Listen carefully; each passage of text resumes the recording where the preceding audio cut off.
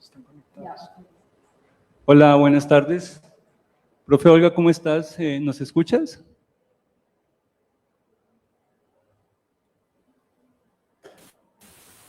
Sí, ahora sí escucho. Estaba escribiendo, buenas tardes. Estaba escribiendo un mensaje que no había nada, pero es que no había dicho Segundo, nada. aquí estamos resolviendo lo técnico. Entonces, perfectamente. Muchas gracias. ¿El volumen, tal vez?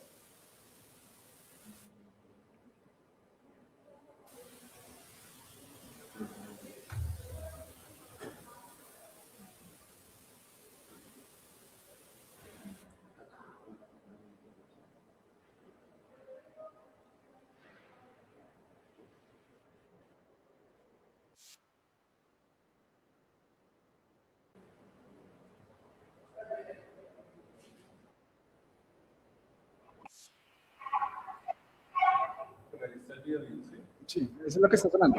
Sí.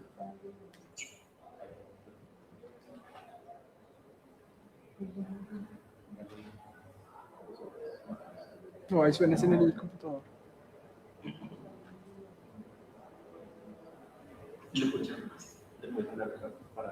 Hola, buenas tardes. Profe Olga, ¿nos escuchas? Sí, ahora escucho bastante mejor. Perfectamente. Gracias. Vale, danos solo Buenas un tardes. segundo que estamos aquí probando la salida del audio.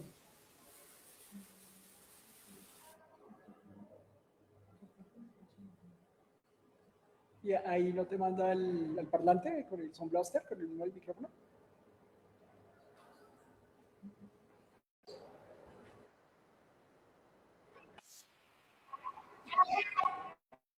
No, no te manda ahí.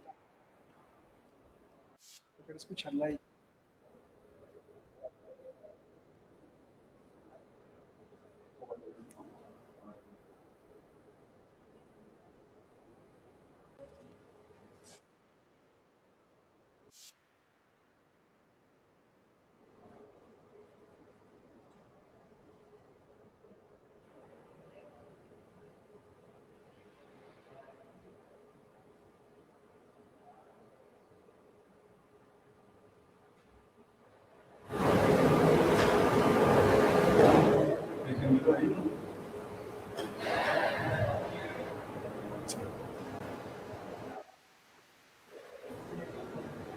No, ahora no suena.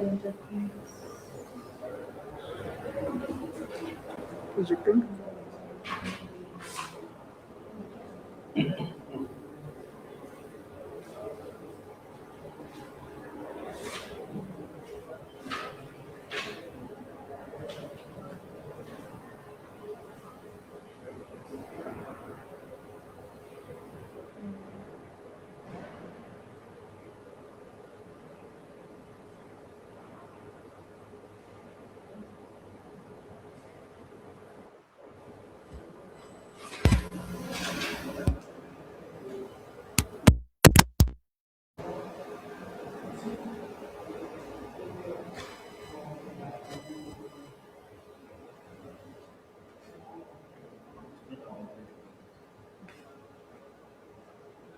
¿Listo?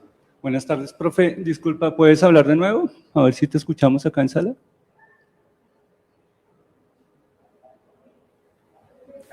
Buenas tardes. ¿Cómo están? ¿Me escuchas bien? Más o menos, podría ser mejor, pero... Pero te escuchamos. Ah, ¿se necesita más volumen o qué? Sí, ahí, ya. ¿Puedo cambiar de micrófono? No, es un problema nuestro aquí con el amplificador del sonido. Vamos empezando, ¿les Ya. parece? Y ustedes intentan cuadrar aquí el audio. Listo, bueno, un placer estar acá. Buenas tardes para todos y todas. Estamos en una jornada, la última del semestre, de presentaciones de tesis del doctorado en Ciencias Humanas y Sociales. Agradecemos mucho a las personas que están acá en el Salón Oval, también a las que se conecten y pues a las que van a asistir también a ver esta presentación posteriormente. Vamos a conversar en torno a la tesis de Edier Alexander Martínez Álvarez, doctor en Ciencias Humanas y Sociales ya de la Universidad Nacional de Colombia. Ha sido docente universitario en diferentes programas de pregrado y posgrado en varias universidades, así como investigador académico. Edier fue beneficiario de la convocatoria de doctores nacionales de conciencias de 2017 del Ministerio de las Ciencias. Es antropólogo y magíster en sociología de la Universidad Nacional de Colombia. El trabajo fue dirigido por la profesora Olga Restrepo, ya docente pensionada del Departamento de Sociología, y codirigido por la profesora María Elisa Palén, que nos acompaña aquí en sala, docente del Departamento de Sociología también. El título de la tesis es La lactante encarnada, discursos y prácticas que coproducen cuerpos de mujeres. Entonces, bueno, esta es una oportunidad también que tenemos en el doctorado de escuchar pues ya las investigaciones terminadas por nuestros recién egresados doctores. El protocolo es muy sencillo. Vamos a, primero pues obviamente a escuchar a Edier más o menos unos 30 minutos con los resultados, ¿no?, de la investigación. Esta es una charla también que nos gusta también difundirla también entre toda la comunidad de estudiantes y egresados y egresadas, porque habla mucho también como de las aventuras, ¿no?, metodológicas y de lo que significó hacer una tesis. Esta semana tuvimos varias sustentaciones de tesis de doctorado y entonces 2 de ellas dijeron que habían sido muy felices en su doctorado. Entonces nos parecía rarísimo porque generalmente la gente sale traumatizada. Entonces vamos a ver un poco que ellos también nos hable de su experiencia, conocer por supuesto los resultados de la investigación. Lo más importante pues hoy es escuchar a Edier y después tendremos palabras de la directora, de la codirectora y al final pues una ronda de preguntas y con eso cerraríamos la presentación. Entonces pues nada, un gusto, Edier, adelante, tienes la palabra. Muchas gracias, Andrés. Muy buenas tardes a todas y todos acá en el auditorio y pues a las personas que nos acompañan conectados. Quiero dar un agradecimiento efectivamente al doctorado, pues porque sí, no es, también puedo compartir la idea de que no fue un camino tan traumático, sí lo es. Creo que se mentiría si no lo reconocemos, pero pues creo que efectivamente es un camino también lleno de gozo, placer. Entonces, pues agradecer al doctorado, a los docentes que me acompañaron, a mis lectores, a las personas que leyeron mi proyecto y pues le aportaron muchísimo. A Sebastián, que nos ha acompañado y nos ha resuelto un montón de situaciones, y pues también a ti, Andrés, muchas gracias. Y también, pues claramente quiero iniciar dándole un enorme agradecimiento y reconocimiento a Olga, que me ha aguantado y me ha acompañado ya muchísimo tiempo, desde la maestría, y pues que realmente este trabajo se logró terminar gracias también a su apoyo y colaboración, y a la profesora María Elisa, que llegó un poco después, pero que también pues participó de manera muy activa y muy bien intencionada y con muchas ganas también en ese último envioncito del proyecto. Entonces, muchas gracias a ellas. Listo. Bueno, voy a arrancar entonces efectivamente presentando algunos resultados de mi tesis, La lactante encarnada, discursos y prácticas que coproducen cuerpos de mujeres, por favor. Aquí hay una pequeña tabla de lo que quiero mostrarles hoy. Voy a arrancar efectivamente mencionando algunas de las motivaciones, el punto de partida de la investigación, también muy rápidamente unos aspectos metodológicos, contarles un poco cómo se estructura el documento, y he decidido como centrar un poco esta presentación en un concepto, en una idea que me fue surgiendo en el análisis de los datos, que llamamos lactofeminismo. Es un nombre que me sugirió la profesora, un término que me sugirió la profesora Olga, después de que le dimos muchas vueltas a ese nombre, y es un poco el aporte que siento que estoy dando en esta investigación, digamos, en términos conceptuales. Entonces, ¿cómo arranca esta investigación? Bueno, no están aquí, no alcanzaron a llegar, pero sigue. Gracias. Pues hay un detonante y es un detonante experiencial muy importante, lo he mencionado en diferentes escenarios, y es el dolor físico causado por la lactancia de mi hija menor, que sufrió mi esposa, mi compañera Rocío. Tuvo agrietamiento, tuvo sangrado en los senos, en los pezones, perdón, y esto hace que, pues, en estos primeros días, estas primeras semanas de la lactancia, pues hayan sido muy, muy difíciles.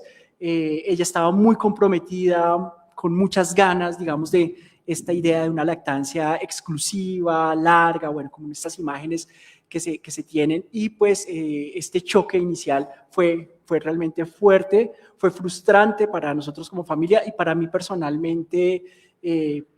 No estoy minimizando el dolor de mi pareja, sino para mí personalmente fue una situación que me generó mucho desconcierto, en tanto pues no hay nada que se pueda hacer, ¿no? Esta idea de que no, de una impotencia completa ante la situación. Este escenario, si quieres podemos ir siguiendo, este escenario pues se suma también a cosas muy interesantes. Hubo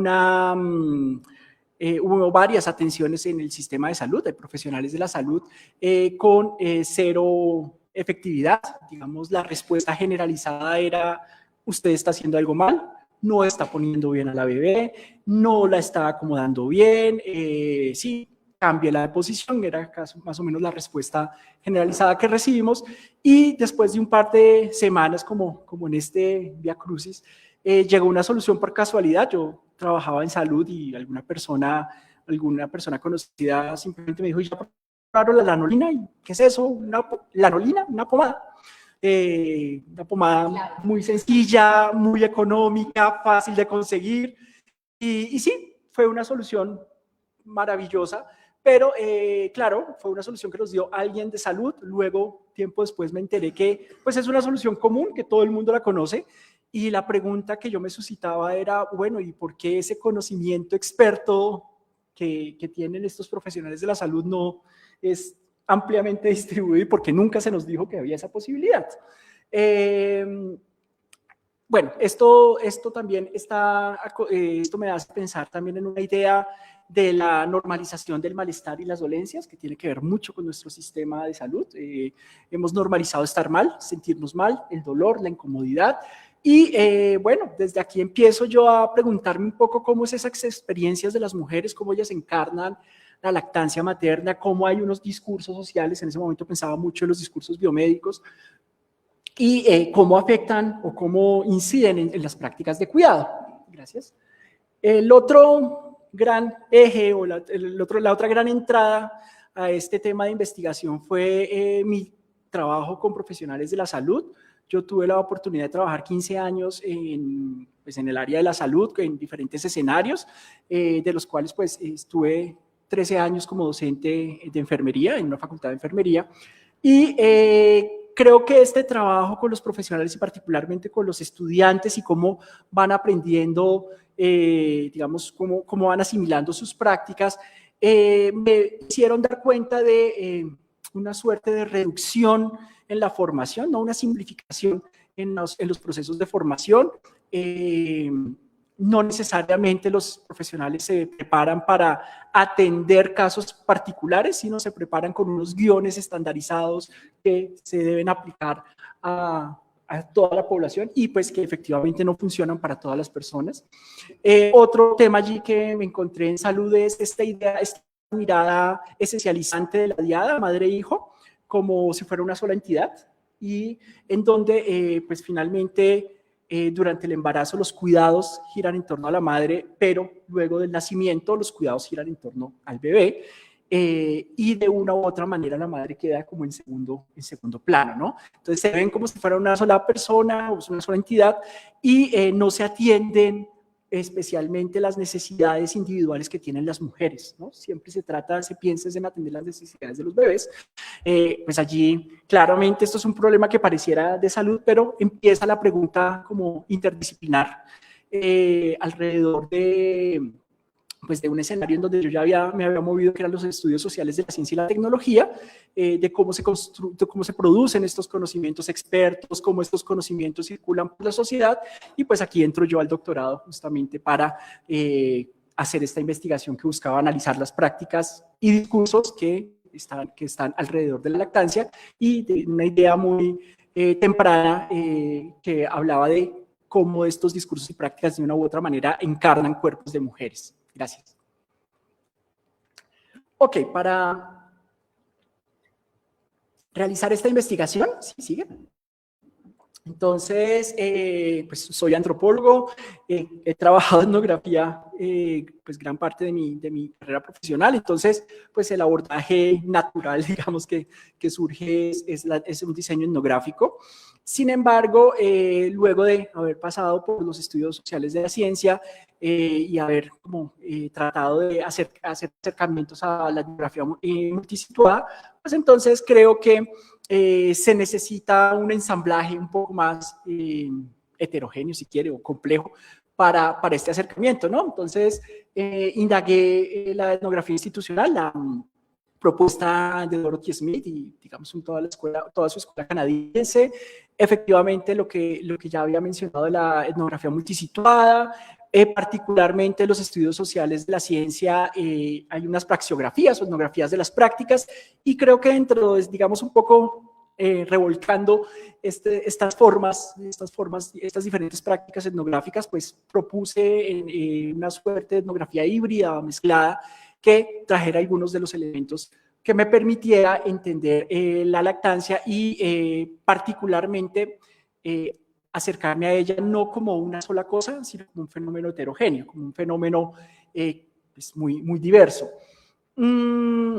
Mi trabajo de campo pues, se inició en 2018, terminó a mediados de 2022, y como ustedes pueden darse cuenta, pues ese es un periodo que estuvo atravesado por la pandemia.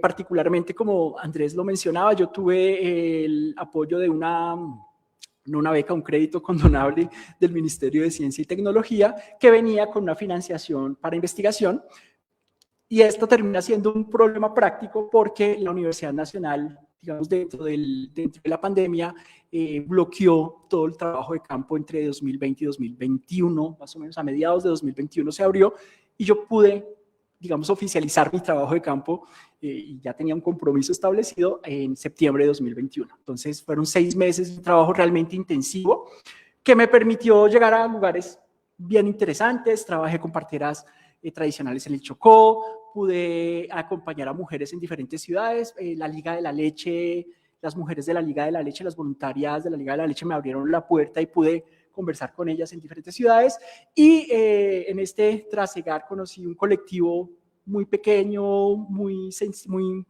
poco conocido, que es el colectivo Mumanqui en Popayán, y pues que fue central también en mi proceso de investigación.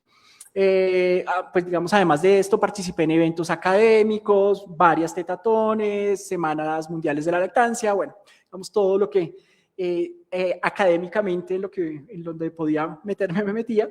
Y pues digamos que en términos de materiales empíricos, aparte de todos estos diarios de campo y toda esta recolección documental, pues logré formalizar 58 entrevistas con 55 mujeres y un hombre. Continúa, por favor.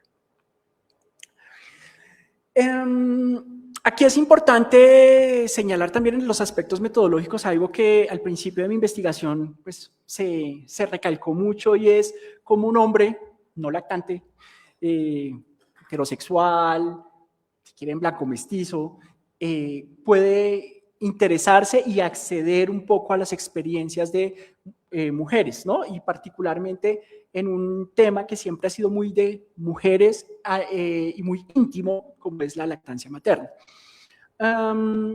Creo que ese es parte del reto que yo mismo me propuse en este proceso de investigación, no tanto como por la ruptura de los roles de género, sino creo que, y lo digo al final, lograr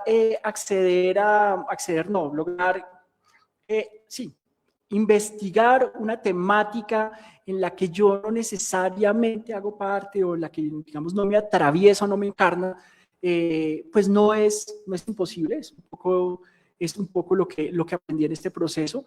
Claro, no voy a encarnar, no voy a entender de manera encarnada, pero me puedo conectar y puedo compartir, por ejemplo, situaciones que les pasaban a las mujeres y que justamente también han pasado por mi propia experiencia.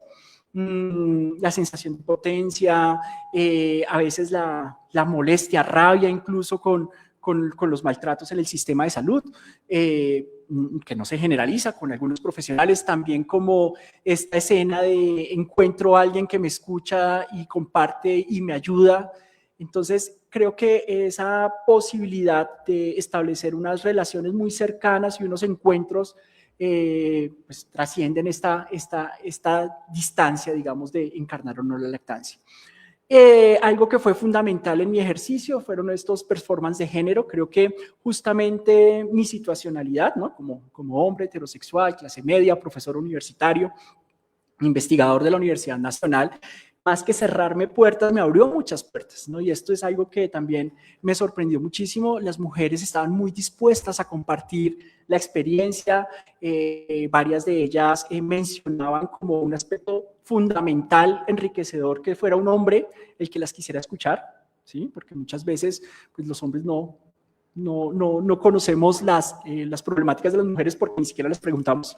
Y por otro lado, también veían de manera muy interesante este borde entre las ciencias sociales y la medicina, ¿no? Porque por lo general ellas veían que los profesionales de la salud pues las escuchan, pero suelen entrar a dictaminar, a recomendar, digamos, a seguir de cierta manera el guión antes que plantearles la posibilidad de que ellas sean las que apliquen su agencia, digamos, para esto.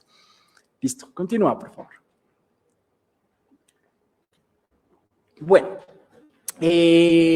no voy a poder presentar toda mi tesis acá, particularmente porque la tesis además tiene una estructura, pues van bien, si se quiere, variopinta, pero pues les quiero contar un poco cómo construí el documento final, porque creo que esa es una de las preguntas que siempre nos hacemos en el transcurso de la investigación, ¿no? Finalmente, ¿cuál es el producto que voy a entregar? Yo arranqué, muchas gracias, tengo un primer capítulo muy tradicional, es una hoja de ruta en donde presento justamente como todos estos elementos centrales del proyecto de investigación, la justificación, los objetivos, los conceptos centrales y en donde pues aterrizo un poco mi estado del arte para analizar el problema, ¿no? Los siguientes 3 capítulos son capítulos que llamaríamos empíricos, que vienen, digamos, que fueron diferentes formas de trabajar con los datos. El segundo capítulo se llama Trayectorias de mujeres lactantes, básicamente siguiendo una idea muy tradicional de los estudios sociales de la salud, particularmente la antropología médica, la idea de los, ay, Dios mío, la palabra no es trayectoria, y ahora olvidé la palabra, itinerarios, gracias. Siguiendo la idea de los itinerarios terapéuticos y no terapéuticos y de atención y desatención, pues entonces construyo un recorrido a manera de trayectoria, de cómo las mujeres toman la decisión de lactar, qué implica esas decisiones de lactar, qué sucede cuando se presentan problemas, por qué se presentan y finalmente cómo se resuelven estas situaciones problemáticas. El tercer capítulo tiene que ver con también un objetivo muy desde el inicio de mi investigación y es la discusión alrededor de los discursos institucionalizados. Las mujeres, antes de tomar la decisión de lactar, luego de tomar la decisión de lactar, durante sus prácticas de lactancia, digamos, están en medio de un conjunto de discursos sociales que les dicen qué hacer, ¿no? Entonces está el discurso biomédico, están los discursos familiares, muchas veces hay, digamos, discursos institucionales, la lactancia en el trabajo, por ejemplo, particularmente la lactancia es vista en los entornos laborales como algo terriblemente negativo porque pues, nos quita la productividad y en el medio están las mujeres. Entonces, un poco hago allí una reflexión sobre estos discursos en el tercer capítulo. El cuarto capítulo es digamos que me centro en las experiencias de 3 agrupaciones, que voy a llamar agrupaciones, 2 de ellas realmente lo son, en donde pues son iniciativas de mujeres, para el apoyo de mujeres, ¿no? Entonces, yo lo llamo prácticas de resistencias porque particularmente estas iniciativas ayudan a las mujeres a resistir durante la lactancia, ya sea resistir para mantenerla cuando parece imposible, también a resistir cuando es una imposición que ellas no quieren aceptar, ¿no? Entonces, todas las iniciativas apuntan a lo mismo, en 2 direcciones completamente diferentes, pero son los mismos grupos, es algo muy interesante. Y finalmente, bueno, y en este capítulo presento el protoconcepto, bueno, llamémoslo concepto del actofeminismo, que como les decía, es un poco, pues yo lo entiendo como mi aporte para la comprensión del fenómeno de la lactancia. Bueno, y el último capítulo es un capítulo también muy esquemático de cierre, en donde pues también trato de precisar mejor este concepto y mostrar como las conclusiones de la investigación. Listo, voy a presentar rápidamente como las generalidades de los 3 capítulos empíricos. Esta es mi capítulo de trayectorias, los itinerarios. Si bien se ve, hago la salvedad, en el texto tal vez es un poco más claro, se ve como una línea recta, como si fuera una sola trayectoria, realmente es una trayectoria atravesada por multiplicidad de experiencias y múltiples formas de transitar esas experiencias. Estos puntos o estos hitos son hitos más o menos compartidos. Hay una imagen romántica por lo general de la lactancia, que la vemos en todos los escenarios, lo vemos en las revistas con mujeres sonriendo con hasta 2 bebés allí, senos gigantes, hermosos y bebés rozagantes felices, digamos, hay toda una imagen romantizada que se nos vende de la lactancia y esa es una imagen además que está acompañada en múltiples escenarios, ¿no? En el discurso biomédico, en los discursos religiosos, incluso uno los ve, la idea de las buenas madres. Entonces, ese es el punto de partida para la lactancia, el discurso de la buena madre. Luego, en algún momento, por lo general en el embarazo, o casi siempre finalizando el embarazo, hay un momento de decisión, pues, ¿cómo voy a alimentar a mi hijo? Y es muy interesante cómo muchas mujeres plantean que ni siquiera es una decisión, sino es algo que se da naturalmente, pues se da por default, que tiene que ver con la salud del bebé, que tiene que ver con las prácticas morales, de ser buena madre y demás. A veces muy rápido, a veces no tan rápido, pero es muy interesante, al menos con todas las mujeres que hablé, se presenta un momento de choque en donde hay alguna problemática, alguna dificultad relacionada con la lactancia, que puede ser tan sencillo, digamos sencillo como una mastitis o un pequeño dolor, agrietamiento en los senos, o que pueden ser mucho más complejas como pérdida de producción de leche, agotamiento, depresión posparto, bueno, digamos que se va sumando. Entonces, esos problemas llegan y por lo general las mujeres no los esperaban. Y esto los lleva inmediatamente a una búsqueda de soluciones porque en la gran mayoría de los casos se da simplemente con el círculo más cercano, mujeres de mi familia, mi hermana, mi mamá, mis amigas, o digamos de la manera más disciplinada con profesionales de la salud, ¿no? Entonces vamos a las consultoras de lactancia, bueno, o vamos a enfermería o vamos a medicina y muchas veces estas búsquedas también generan otra nueva frustración interesante y es que las soluciones que me proponen, ya sea el personal de salud o mis amigas o mis familiares, no necesariamente me funcionan a mí, ¿no? Entonces hay aquí una ruptura muy importante porque esta idea estandarizada o esta idea de que obviamente esto le sirve a todas, pues la gran mayoría de las mujeres que experimentan, uy, espérese, ¿por qué a todas las demás les sirven y a mí no? Entonces aquí empiezan a haber rupturas en la identidad y demás. Y por último llegamos a un escenario que yo llamo soluciones. Y es que los problemas se solucionan sí o sí. Yo en eso soy enfático, pero ojo porque las soluciones no necesariamente significan soluciones positivas, si se quiere, digamos, a ojos, por ejemplo, del personal de salud. Una solución es, ya me dejó de doler el seno, puedo seguir dando de lactar, O otra solución es, me duele tanto el seno que abandono la lactancia. El destete también en mi tesis es planteado como una forma de solución. Algo muy interesante que encuentro yo es que toda solución es contingente, ¿sí? A pesar de que tal vez logre solucionar un problema hoy, en una semana, en un mes, en un tiempo va a aparecer otro problema o este problema puede volver y la misma solución inicial no funcionaba, ¿no? Entonces, es un ciclo de ir y venir. Y es un ciclo que cierra efectivamente en algún momento con el destete.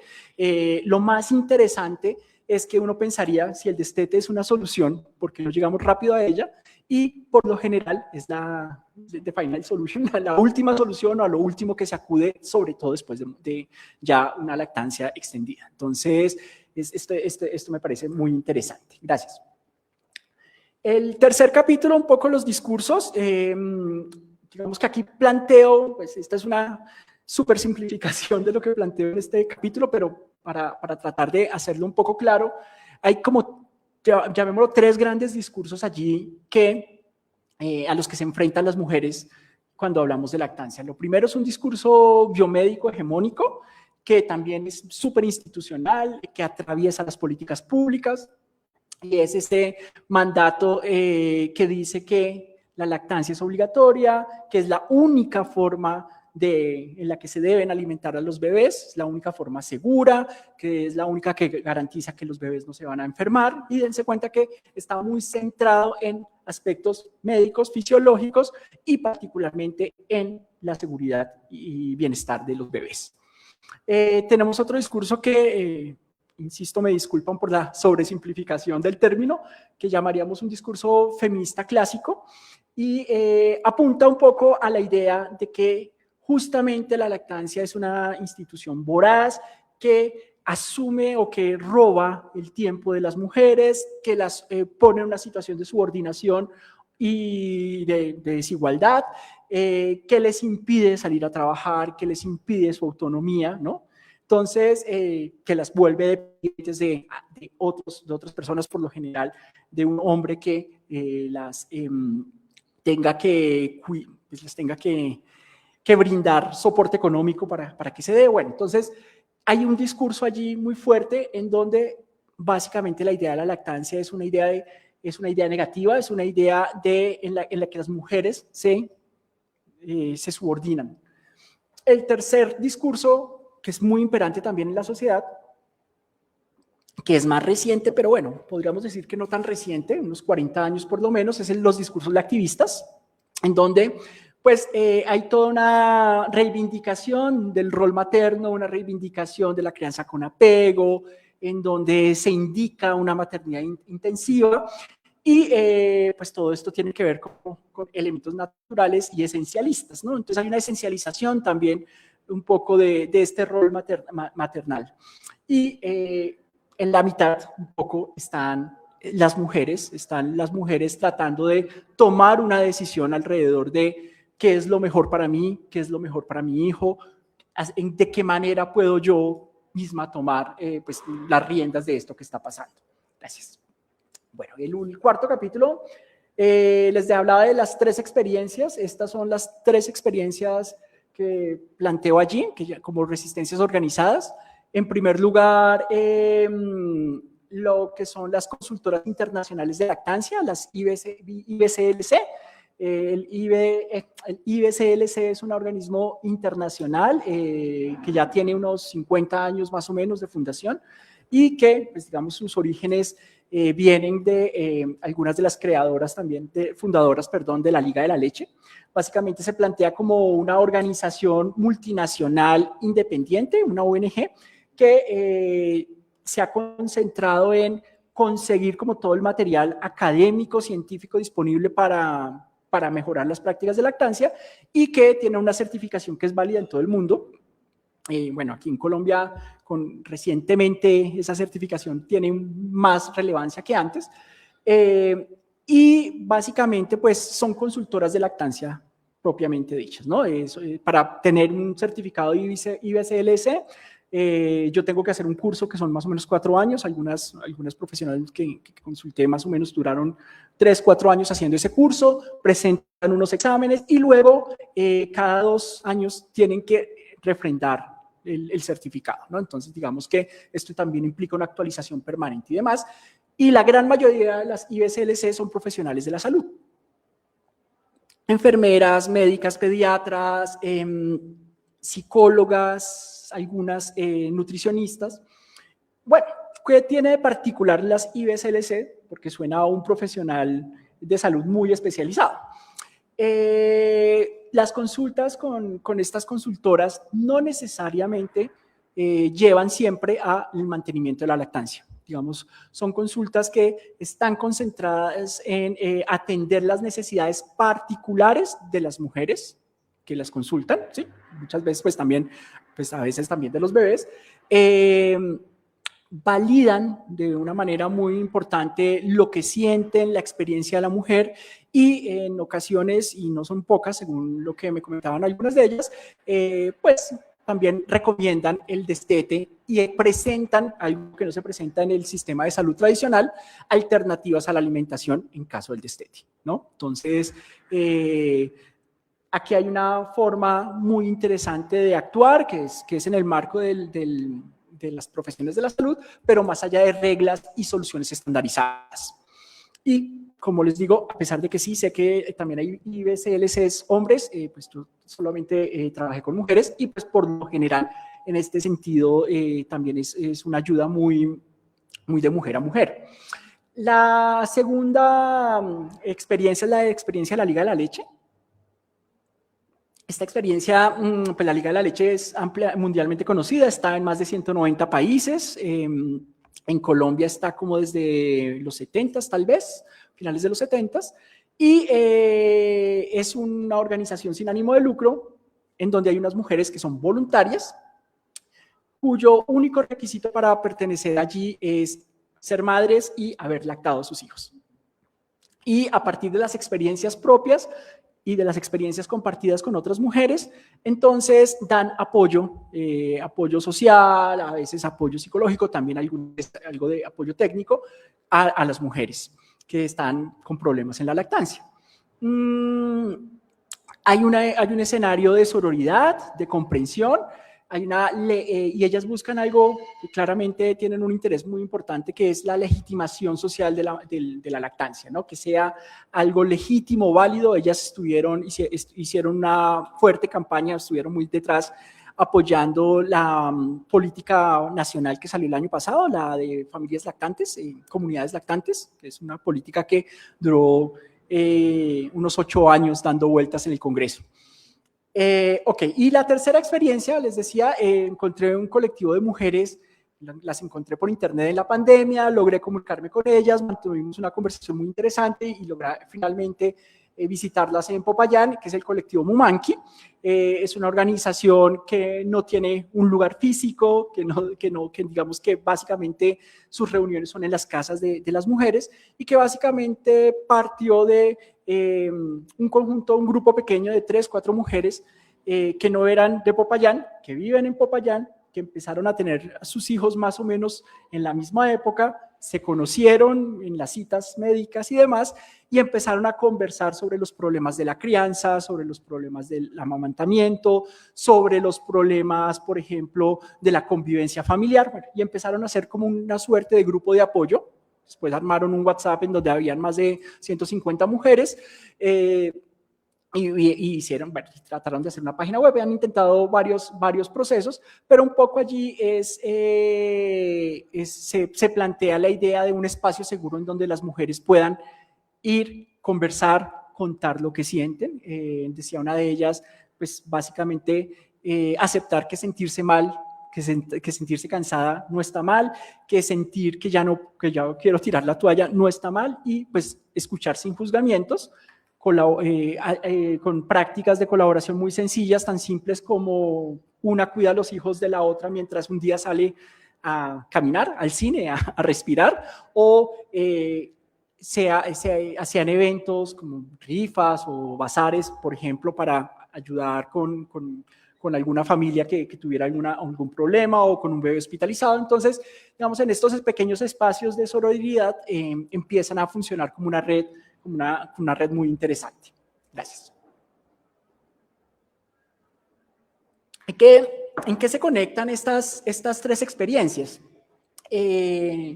Pues yo lo llamo por eso prácticas de resistencia, porque esta resistencia encarnada parte de varias cosas. Lo primero son iniciativas de mujeres que, pues, a excepción, digamos, de la forma más convencional de cita que utilizan las consultoras de lactancia internacionales, pues son grupos de base de mujeres que se van organizando.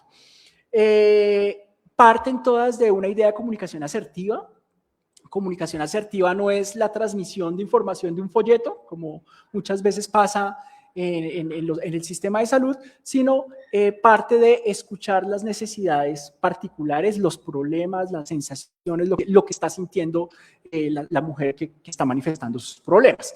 Y más allá de juzgar, pues tratar de ver cómo la está afectando esos problemas.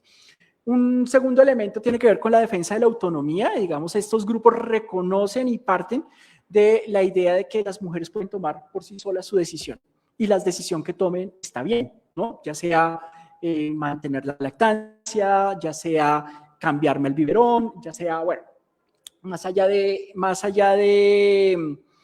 estas ideas generalizadas, ellas plantean que pues, hay que mirar la situacionalidad particular que lleva a cada decisión, y pues que esas agencias además, ellas la defienden de manera activa. Yo lo llamo como una abogacía política, porque pues hay una defensa activa, digamos, de la capacidad que tienen las mujeres para tomar decisiones y para ejercer su autonomía, en medio de, pues digamos, un mundo social tenso, con medios laborales y un sistema biomédico fuerte. Gracias. Bueno.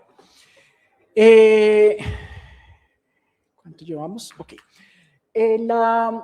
Quiero hablar un poco del concepto de lactofeminismo, que básicamente surge de una tensión que identifico yo entre los feminismos y los lactivismos, ¿no? Ya hablaba hace un rato de los discursos feministas, que hablan de la sujeción de las mujeres, de una subordinación, y hablaba de unos discursos lactivistas que ven la lactancia como la liberación, ¿no?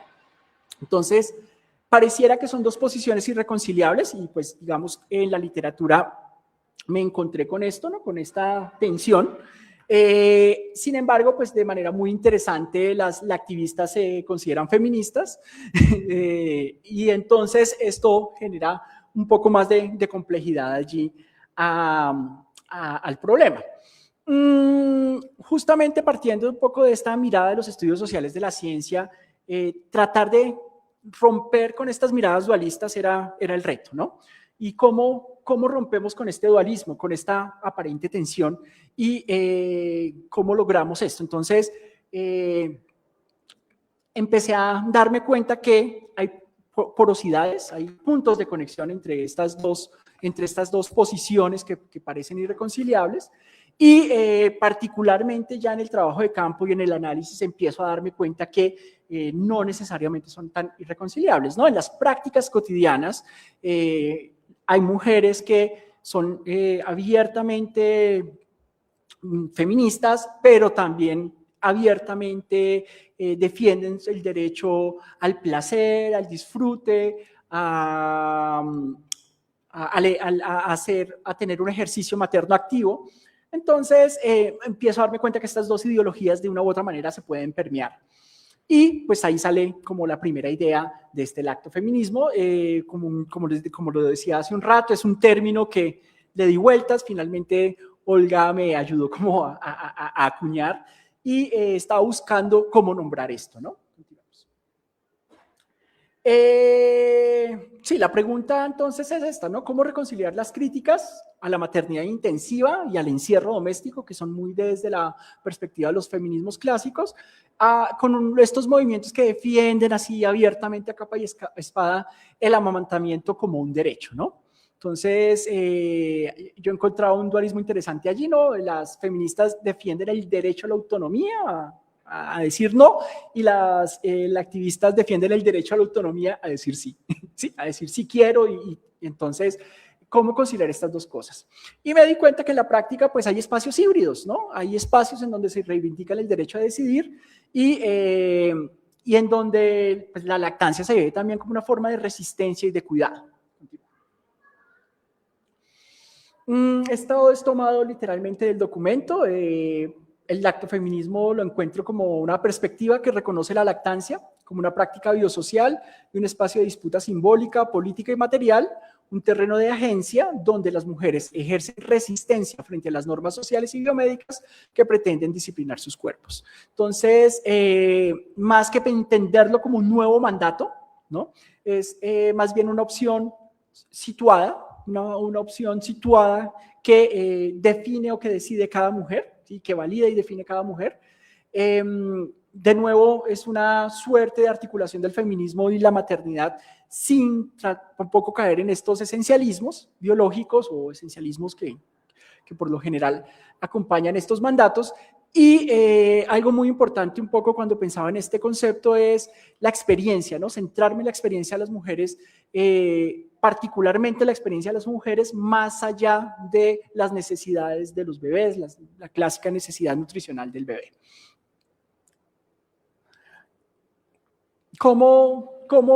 ¿Qué implicaría este cambio de paradigma? Un poco ¿qué aportaría para entender la lactancia, esta idea del lactofeminismo, ¿no? Entonces, si contrastáramos, por ejemplo, no sé, la mirada biomédica con esta mirada, digamos, feminista radical, uno encontraría que en lo biomédico siempre el enfoque, yo lo decía, es en el bebé, en la nutrición y en la salud del bebé. En el feminismo clásico un poco el enfoque es en cómo estas prácticas finalmente son una muestra de opresión patriarcal, de subyugación de la mujer.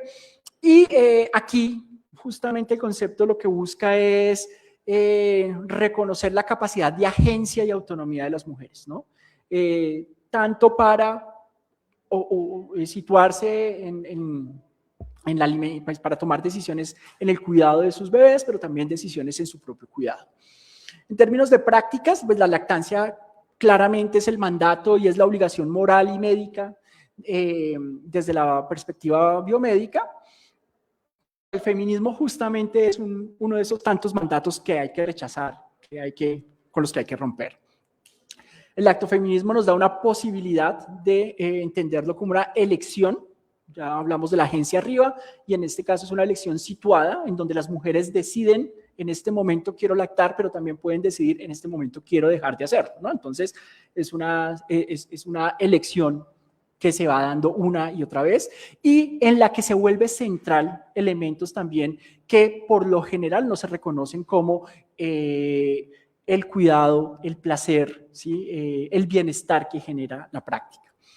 Finalmente, pues la mirada tradicional de la biomedicina sobre el cuerpo lactante es de máquina funcional, en donde finalmente pues una maquinita que produce leche y en donde uno lo ve en todos los manuales de salud, está el bebé chupando y la mamá produciendo. Entonces esta idea que lo llaman la ley de la oferta y la demanda en la lactancia, entonces es una mirada muy, muy mecánica.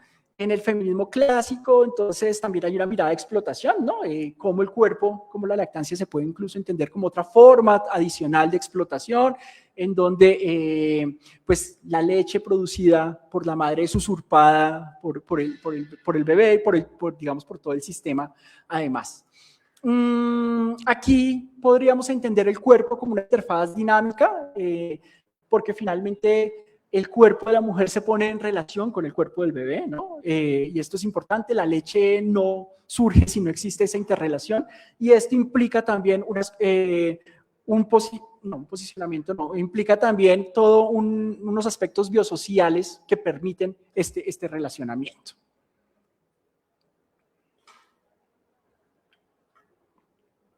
Bueno, tal vez si quieres pasemos esta y la siguiente. Estas dos diapositivas que me estoy saltando básicamente hablaban un poco de cómo se relaciona esto con los discursos y con las trayectorias, pero creo que es más interesante, pues digamos también por áreas del tiempo, que ya va pasando. Voy a pasar a hablar un poco de cómo se ve o cómo vi este lactofeminismo un poco en la cotidianidad, en las prácticas cotidianas de las mujeres, ¿no?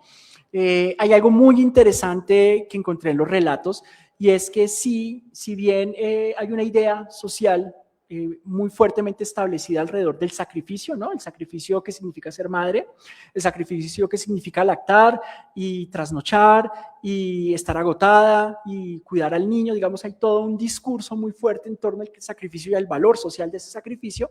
Se reconoce poco la idea también que muchas mujeres reivindicaron del placer que hay detrás de ello, ¿no? Y no es el placer del sacrificio, sino es el placer, por ejemplo, de el sentir que puedo producir el alimento de mi bebé, el sentir que logro que se calme, que veo cómo va creciendo. Entonces, aquí hay un elemento afectivo muy fuerte que usualmente no vemos en esta relación. Otro elemento interesante es la idea de la interrupción.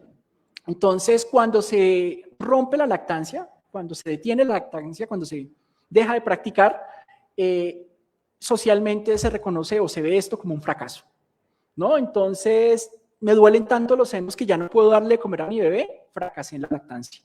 Mi bebé lo hospitalizaron y entonces yo no puedo estar con él todo el tiempo para alimentarlo, fracasé en la lactancia. Entonces, digamos, todas estas rupturas, que insisto y ya lo dije, son no necesariamente son definitivas, sino pueden ser contingentes, nos llevan a entender, ¿sí?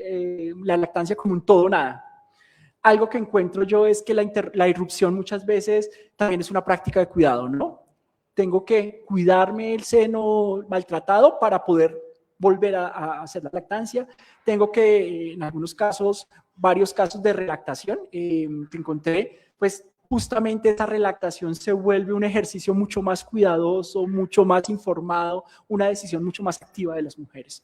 Entonces, tal vez creo que podríamos dejar de ver estas interrupciones o estas rupturas, insisto, contingentes, como fracaso y reinterpretarlas también como otras acciones de cuidado.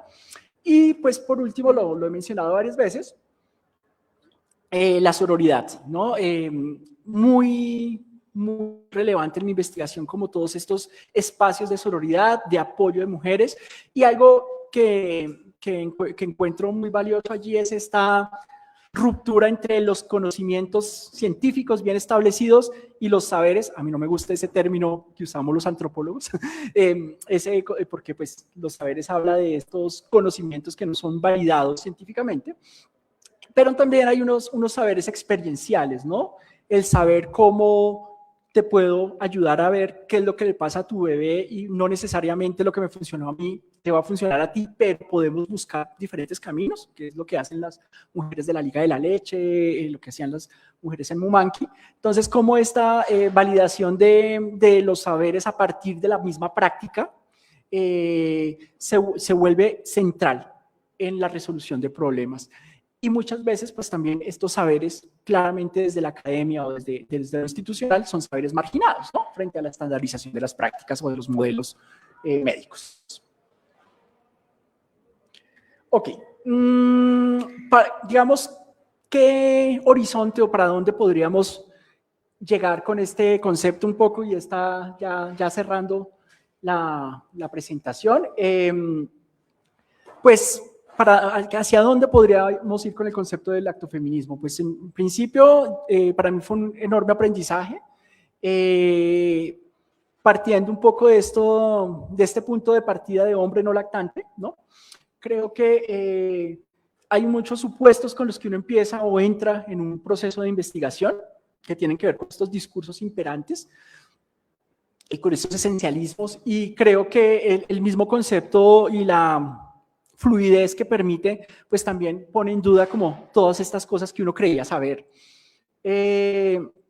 Como lo planteaba, pues es un pequeño aporte conceptual en tanto pensándolo desde la lógica de los estudios sociales de la ciencia, pues podemos pensar la lactancia sin reducirla a lo biológico, como usualmente se hace en las investigaciones biomédicas, o a lo moral, como usualmente se hace desde las ciencias sociales, y también sin necesariamente caer estos dualismos o tensiones, ¿no? Sino mirándola como una práctica fluida. En términos de horizonte político, pues creo que el actofeminismo sí nos ayuda a pensar la lactancia en una clave feminista, pero también pensándola desde la lógica del cuidado, del placer, de las resistencias, ¿no? Es decir, no una idea de un feminismo plano, sino una idea de un feminismo que cuestiona las formas de ser mujer y las formas de ser una mujer digamos, en un sistema tan estructurado como el nuestro y en un sistema que busca el control de las mujeres. Y por último, pues más que una teoría cerrada, como les digo, es un aporte conceptual, es un concepto en construcción, que se mueve en construcción, pues es una invitación más bien a seguir mirando la lactancia desde una diversidad de experiencias y las decisiones que toman las mujeres. Bueno, no sé si, bueno, lo voy a mencionar así muy sencillamente. La tesis se llama La lactante encarnada, ¿no? Y un poco la pregunta era cómo se encarna la mujer. Entonces, pues creo que esto ya lo he ido mencionando, pero es importante señalar que ese producto, esa mujer lactante, no es una entidad predeterminada, sino esa entidad que se va construyendo desde aspectos materiales que obviamente atraviesan lo biológico y lo fisiológico, unos elementos discursivos y sobre todo en las prácticas cotidianas que hacen estas mujeres. Si quieres, sigue.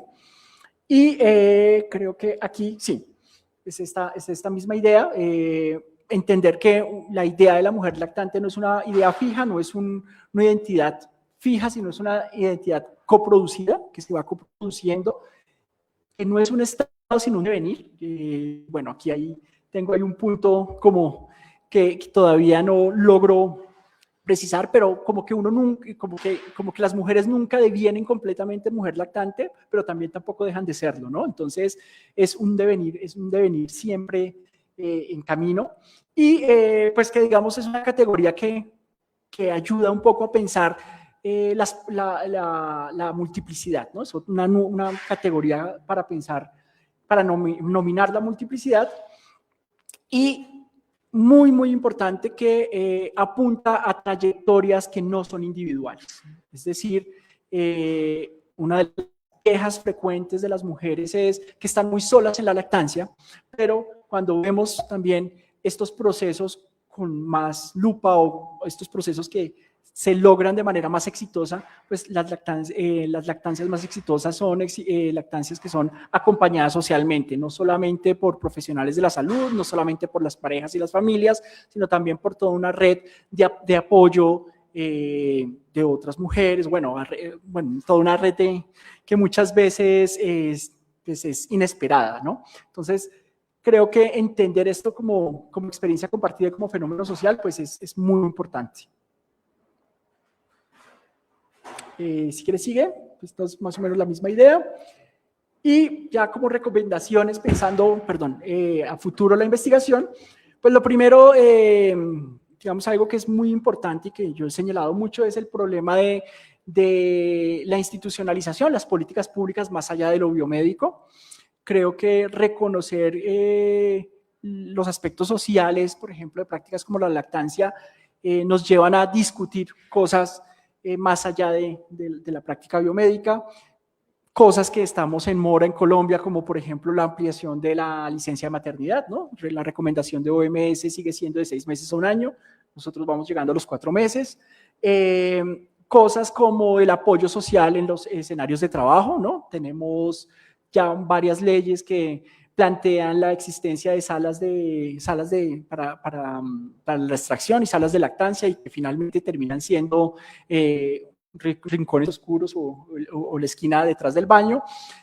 Ahí todavía estamos enfrente de escenarios en donde la lactancia sigue siendo un tabú, ¿no? Entonces, todavía vemos la noticia del centro comercial X en donde sacaron a la mujer porque estaba lactando a su bebé. Entonces, hay todavía mucho por hacer en términos de política pública. En términos de formación de profesionales de la salud, que son la primera línea justamente, digamos, uno de los primeros espacios a los que asisten las mujeres, se necesita romper un poco este modelo estandarizado y empezar a mejorar en herramientas de comunicación asertiva y sobre todo en acompañamiento más contextualizado, ¿no? El caso 1 a 1. Hay disciplinas como enfermería, por ejemplo, que proponen que todas sus atenciones son individualizadas, pero de manera muy también paradójica, pues todas sus intervenciones vienen a partir de protocolos estandarizados. Entonces, creo que es algo que todavía se debe trabajar en los procesos de formación en profesionales de salud, perdón. El tercer elemento, pues se supone que ya están dando. El año pasado, como les decía, salió la ley de comunidades lactantes, en donde pues empieza a aparecer un reconocimiento social y el Estado colombiano, digamos, se compromete a ayudar a consolidar redes de apoyo para las mujeres y las familias lactantes. Y creo que es muy importante fortalecer organizaciones y colectivos existentes como la Liga de la Leche, Mumanqui, pero también generar otros espacios que partan también, digamos, un poco de estas mismas experiencias prácticas que implican la sororidad, el acompañamiento de mujer a mujer, el no juzgamiento, entre otras cosas. Y bueno, quedan un montón de preguntas abiertas para futuras investigaciones. Por ejemplo, particularmente la interseccionalidad de las experiencias, digamos un poco más las transformaciones a largo plazo, las experiencias de los hombres lactantes, que no tuve la oportunidad de trabajar con ningún hombre lactante, o de también hombres cuidadores o otros cuidadores familiares, digamos, alrededor un poco también del soporte social de la lactancia materna. Listo, eso sería todo. Sí, si quieres ya pasar a la última. Muchas gracias.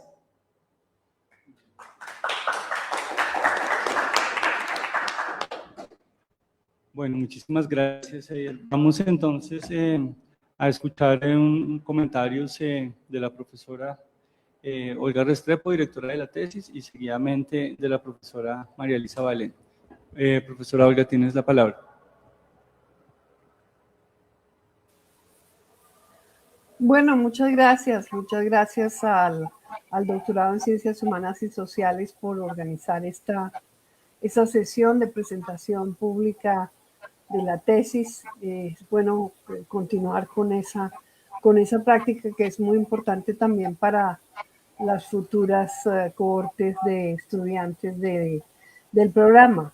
Felicitaciones a Edier nuevamente, pues por haber culminado su trabajo muy satisfactoriamente y por la presentación, que creo que pues muestra también que un aspecto que es muy importante es que cuando se termina la tesis, pues tampoco es el final como de la investigación, tampoco es el final del trabajo, porque siempre hay la posibilidad de repensar temas, de reorganizarlos, de encontrar lo que en los afanes del último proceso de desarrollo de la tesis no se vio con suficiente claridad.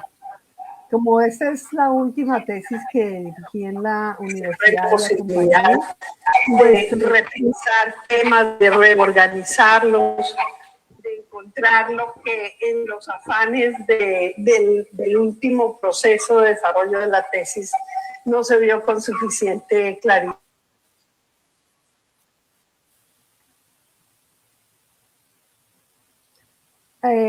Bueno, sigo entonces. Como esta fue la última tesis que dirigí, pues quisiera hacer algún comentario a propósito del proceso de dirección y en general el proceso con Edier. ¿Sí se escucha?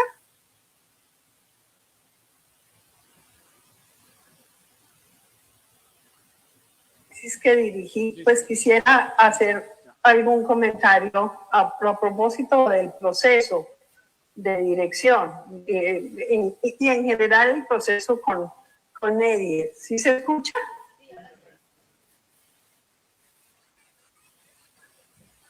Sí, se escucha perfecto. Bueno, primero fue un proceso quisiera hacer algún comentario a propósito del proceso de dirección y en general el proceso con Edier. ¿Sí se escucha? Sí, profe, estamos escuchando. Como que está como circular. Bueno, primero fue un proceso, quisiera hacer algún comentario a propósito del proceso de dirección. Se perdió la transmisión. O sea, la transmisión. Yo no estoy repitiendo la misma cosa varias veces. Perdón, Olga, que tal vez hay un problema acá con la transmisión y se quedó como en un loop. Sí, sí lo noté. Sí, ella sí dice que qué pasó aquí, ¿por qué? Todo con eso. Es que está con retraso y se va como la señal, entonces queda en loop. Lo decía que ya llamen por WhatsApp y pongas en altavoz. No, no es la profe. Sí, porque además se queda ahí el... Sí, ya vimos que hay un bucle en la transmisión, gracias. Estamos acá revisando qué ocurrió. Están escribiendo eso.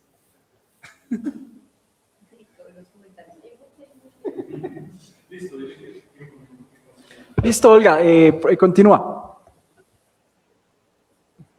Bueno, entonces estaba diciendo que el proceso de dirección con Edier fue un proceso amable, de acompañamiento.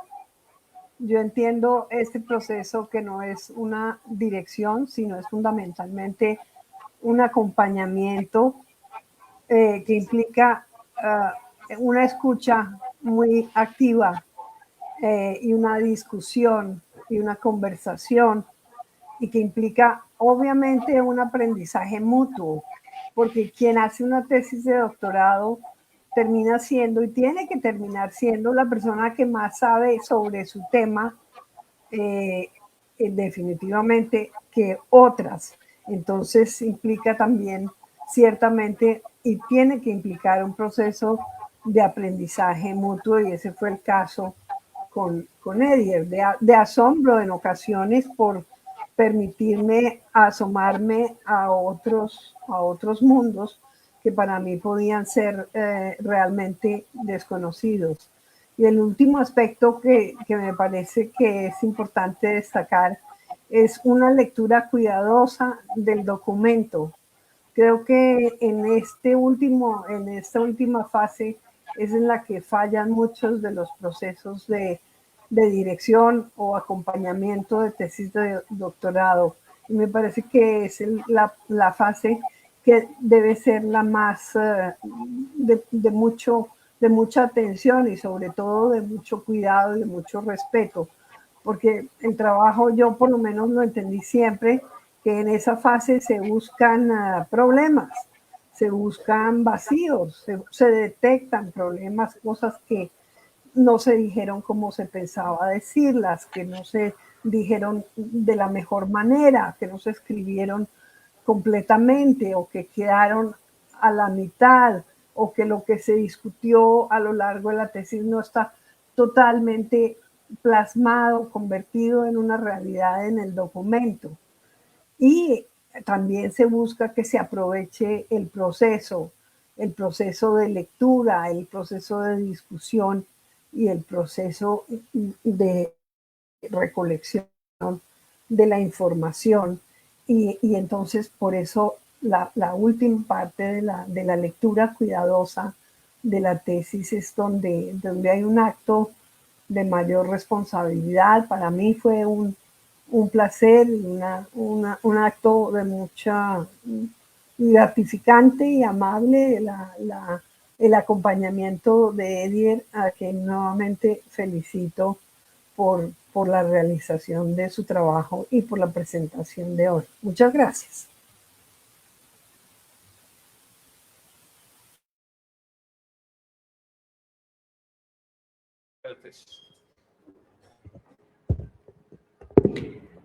Hola, ¿cómo están?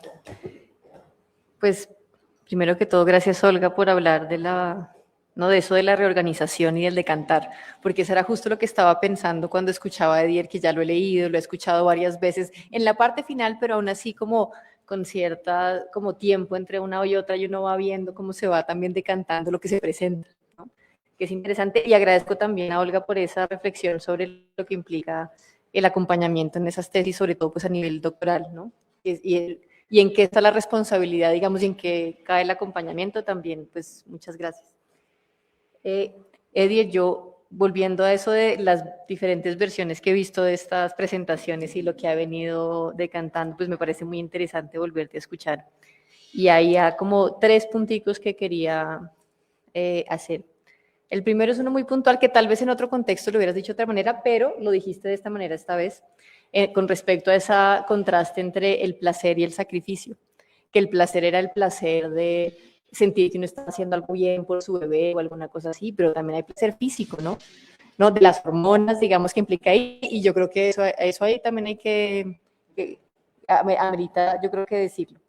Lo otro es cuando empiezas la presentación esta vez, hablas de esos diferentes colectivos, ¿no? Las parteras chocuanas, el colectivo de Popayán, Liga de la Leche, que tiene, que tiene pues su diferente geografía.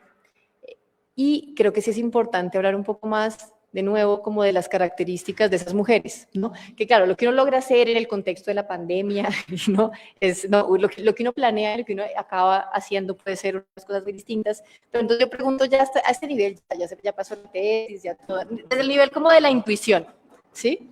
Porque claro, en la gráfica están como esos itinerarios y se dice que pueden ser variados y que no son tan iguales, pero a este nivel, digamos, ¿no? Las mujeres con las que tuviste las entrevistas y tal tienen ciertas características, ¿no? Entonces, ¿tú crees que si tuvieras, cuál es tu intuición con respecto a si hubieras podido ahondar en entrevistas con otras mujeres, digamos, chocuanas, ¿no? Que no solamente afro, sino hay también todo ese cruce con indígenas, por ejemplo, que tienen unas maternidades, unas lactancias también bien distintas, ¿no? Lado a lado, pero bien marcadas en sus diferencias. Entonces, la primera, ¿no? Con esta idea ¿no? de la ruptura, ¿no? De lo que sirve a todas, a mí no me sirve y tal, y de los itinerarios. ¿Cuáles son tus intuiciones con respecto a esos itinerarios para otras mujeres? Si las tienes o no los tienes, esa es la primera. Y la segunda tiene que ver con el aspecto generacional frente a esos discursos. Hablas de que sí, que algunos discursos tienen, bueno, ya 40 añitos o lo que sea, pero sí me he quedado pensando en la perspectiva también como de las mujeres. Lo pienso porque, ¿no? Ahí se encuentran muchas mujeres mayores que lo que hacen es decirle, ay, lo que estás haciendo está bien, ¿no? Lo que han decantado después de todo es como que hay que apoyar y ya sin exigir tanto que tiene que ser de una manera u otra. Bueno, hay diferentes mujeres, pero como que uno ve en diferentes edades de las mujeres que han lactado y tienen su distancia con respecto a su propio proceso, ¿no? De tiempo, pero también que han visto muchas otras que tienen como otras perspectivas.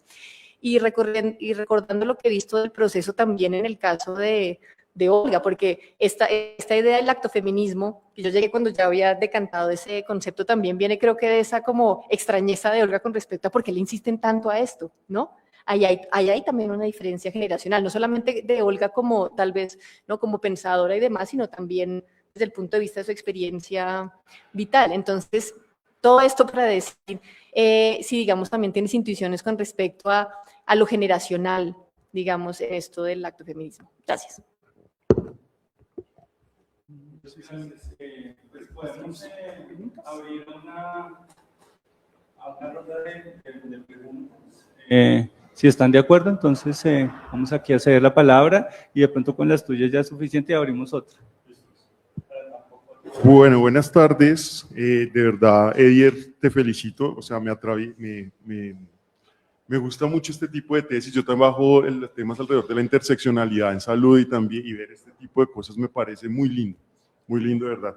La pregunta que tengo es, quisiera montarme un poco en la ola de la primera pregunta que hizo la profe María Elisa, y es que, a ver, te pongo un escenario, y es que cuando estabas hablando, pues se me venía a la cabeza cierto perfil de mujeres, pero estaba pensando que también hay un perfil de mujeres que apoya y de alguna otra manera piensa y le ha dado resultado las recomendaciones que dan las enfermeras, ¿sí? Porque a veces son cuestiones también que son muy básicas y que particularmente le creen muchísimo a las enfermeras en contraste con las recomendaciones que pueden dar los profesionales de salud, le hace médicas o médicos, porque es una ocupación un poco más masculina.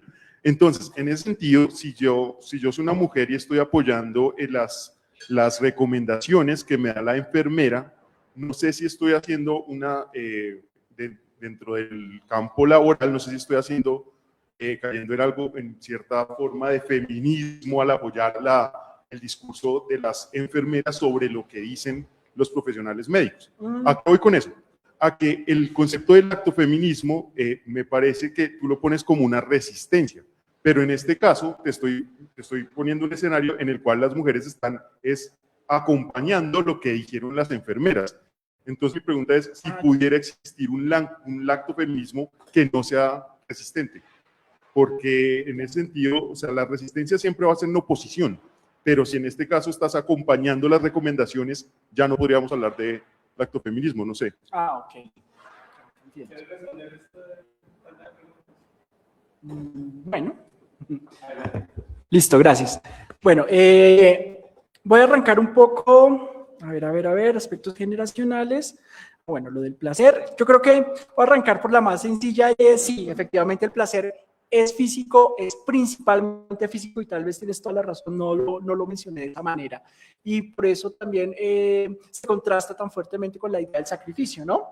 Porque pues entendemos en esta mirada, si se quiere, judeocristiana del sacrificio como lo más alto y más valioso, y entonces el placer es visto como lo pecaminoso y como lo que debemos ocultar.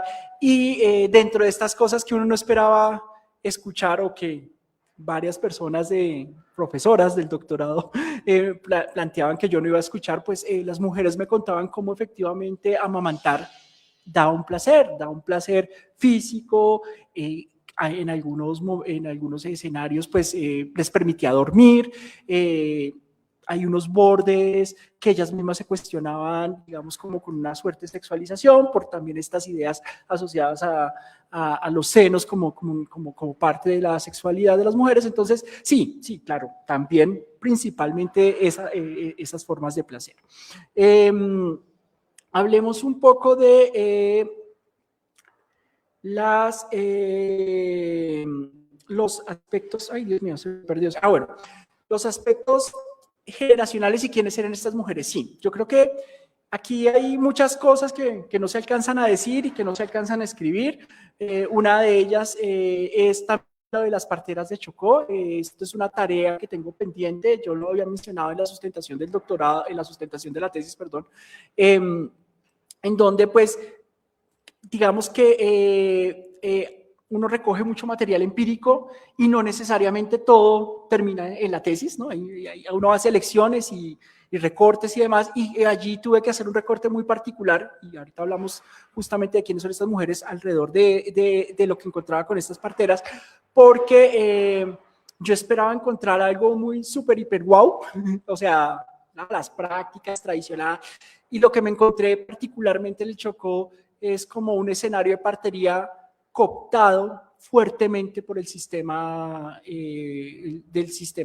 por el sistema tradicional, no, por el sistema de salud institucionalizado, muy cooptado, mujeres que tienen, digamos que llegan a un punto de una práctica que si no la hago yo nadie más la hace, ¿sí? Pero que tengo todo el tiempo el miedo de que me judicialicen y que además es muy chistoso, viene acompañado de banderas que, por ejemplo, dicta el Estado como ahora es legal, ¿sí? Las mujeres parteras pueden firmar certificados de nacido vivo y entonces reconocemos, y ese reconocimiento, pues para ellas realmente es un señalamiento y me ponen en la mitad y entonces tengo que aprender a usar el guante y tengo que asimilar las prácticas occidentales y en ese sentido, pues la lactancia se vuelve una cosa normativa. Y era una cosa súper normativa desde la mirada de las parteras, pues que me pareció, ¿qué pasó aquí? Con las parteras más ancianas, y un poco conectando esto con el tema de lo generacional, pasaba algo muy interesante, y es que en un contexto como donde hay tantas limitaciones de recursos, donde hay pobreza, donde finalmente la solución que ellas planteaban era una solución de, pues, con lo que haya, con lo que se pueda, como se pueda, ¿sí? Digamos, una solución muy contingente. Entonces, si la mujer puede lactar, perfecto, si no puede, pues ni modo, ¿sí? Y lo asumían en esa dirección. Tal vez un poco, creo que sí hay una diferencia generacional que tiene que ver con la experiencia que yo he tenido con un montón de mujeres, y en donde pues finalmente si la institución me dice una cosa u otra, pues es la mujer la que tiene que decidir y punto. Muy, muy pragmática si se quiere, y esto me llamó mucho la atención porque si lo pensamos, lo conectamos un poco generacionalmente, claro, si las mujeres con las que yo trabajo, hay un grupo etario más o menos que va de los 20 a los 40, particularmente con algunas consultoras de la Liga de la Leche mucho mayores, pero consultoras no, perdón, voluntarias de la Liga de la Leche mayores o profesionales de salud, pero sí creo que algo que me llama mucho la atención es que estos discursos que yo planteo acá, un poco la mirada biomédica, la mirada social y esta idea también muy de la mujer empoderada o de la mujer autónoma, de la mujer que tiene que tomar sus propias decisiones, pues las atraviesa casi que sin importar la edad. De formas diferentes, claro que sí, pero son esas tensiones que llevan, o esas, si quieren, esa carga que llevan las mujeres, podría decir que intergeneracionalmente, o al menos desde la experiencia con las mujeres con las que trabajé, ¿no? Entonces, pues finalmente el ojo está puesta sobre ellas por ser mujeres y el ojo está puesta sobre ellas por decidir ser madres, y entonces tienes que ser buena madre, pero no tienes que olvidar el trabajo, pero tienes que cumplir, como digamos, con los mandatos socialmente impuestos. ¿Quiénes son estas mujeres? Esa pregunta es bien interesante. Las mujeres que aparecen en la tesis particularmente, si hay como lo decía hace un rato, hay un recorte digamos que dentro de los discursos que presento en la tesis, o los relatos mejor de las mujeres que presento en la tesis, pues hay una selección, son mujeres casi todas ellas, si se quiere, blanco-mestizas, clases medias altas. Varias de ellas, y tiene que ver también con esta contingencia pandémica, son mujeres de la academia o que están en los bordes de la academia, son profesionales, son un par de ellas docentes universitarias, algunas incluso colegas del doctorado. Entonces, claro, y esto pues hace que pues no, esta selección como muy contingente de mujeres pues no me permita, y creo que lo dije al principio y lo reitero, a pesar de que muestro una trayectoria, así que muestro algo como muy estructurado, no me permite llegar a una generalización de la experiencia, y no quiero hacer una generalización de la experiencia. Entonces, pues por ejemplo, las preguntas sobre lo generacional también están allí. Como mi foco inicial era con mujeres que tuvieran la experiencia inmediata, directa, ojalá reciente, casi en lo posible primerizas, lo había planteado en una primera versión de la metodológica. Entonces, claro, son mujeres que ven como la novedad en todo esto, ven como justamente lo que tú decías, lo que Olga le parece como por qué se alborotan por todo esto, y que ven esto como un proceso nuevo, ¿no? Claro, ya las mujeres con 2 o 3 hijos tienen una lectura diferente, efectivamente, desde las propias experiencias. A ver, no sé si eso más o menos responde la pregunta, y particularmente, bueno, las tensiones interdisciplinares o las tensiones en salud son fortísimas, y además las tensiones no son solo entre disciplinas o entre especializaciones. Tuve la oportunidad de conversar con una médica muy famosa en Colombia, pues porque ella a donde va cuenta cómo ella es una pediatra, trabaja con la Asociación de Pediatras de Colombia, y pues ella siempre cuenta cómo ella pues le recomendaba, pues llegaban las farmacéuticas, le daban los vouchers y ella recomendaba la leche de tarro a diestra y siniestra, y en alguna situación un día se enteró que uno de los bebés que atendía se murió, y eso la impactó y la transformó y se volvió una creyente de la lactancia. De hecho, como ya lo cuenta, es súper interesante para analizarlo desde una perspectiva casi que religiosa, ¿sí? Es todo un testifica. Y pues claro, hoy en día pues ella tiene un lugar muy predominante, es una de las redactoras de las recomendaciones más recientes que salieron, si no estoy mal, el año pasado por la Asociación de Pediatras, la recomendación de alimentación infantil de la Asociación Colombiana de Pediatras, que están muy en línea con la Asociación Norteamericana, y en Estados Unidos hay una tensión súper fuerte porque los pediatras dicen que la lactancia es 1 año y no 2, como dice OMS, pero además ellos dicen que ese año es de lactancia exclusiva. no como dice, o sea, entonces ahí hay una tensión un poco rara, disciplinar. Bueno, perdóname, me fui por una rama, y el tema allí como de, un poco si yo sigo el discurso de salud, entonces, ¿cuál resistencia estoy haciendo? Es un poco la pregunta como la estoy entendiendo.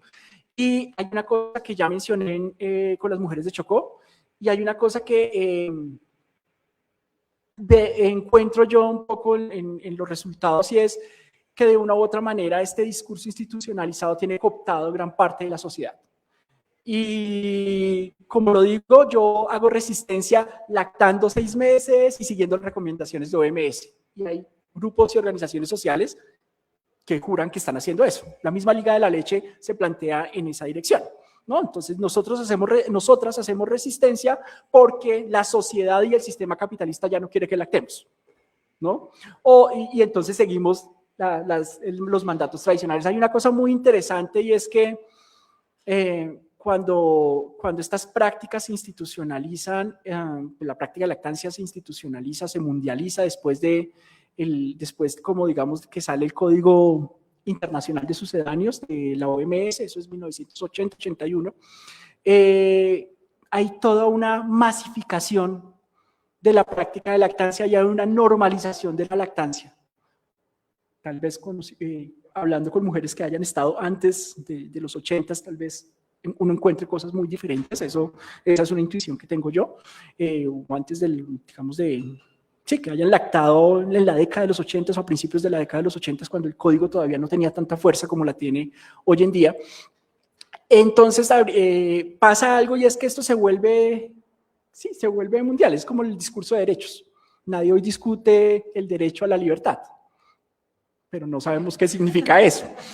O sea, me refiero, sí, pero ¿cuál libertad, no? La libertad gringa de comer en McDonald's, o bueno, ¿cuál libertad? Entonces se vuelve un discurso generalizado, y de manera muy interesante. Entonces, sí, las resistencias también implican eso. Como les decía, autonomía para unas mujeres es decidir si quiero o no quiero, y para otras mujeres es, pues, hacerlo a pesar de que usted en la calle me diga que no lo puedo hacer. Como te digo, intento, y esto es un intento, no es nada cerrado, no es una teoría cerrada, pero sí intento pensarlo de otra manera para tratar de salir un poco del problema dualista, ¿sí? O del problema de es o no es, y pues no sé, tratar de comprender el problema desde una perspectiva más amplia y fluida. Es la idea de que las cosas pueden ser no siendo, ¿sí? Que es una idea muy de los estudios sociales de la ciencia, y es la multiplicidad ontológica de los fenómenos sociales. Entonces, claro, seguir una enfermera o a seguir a la compañera, porque además también hay una cosa muy importante, y es que yo muestro aquí como una homogeneidad que no existe. En el mismo hospital, en la silla uno al lado del otro, está la enfermera que le parece una pendejada la lactancia, y está la otra que ¿cómo es que lo llaman? La hora de lactancia, y que el minuto dorado, que el gateo, o sea, y ambas pueden trabajar en el mismo departamento de neonatología.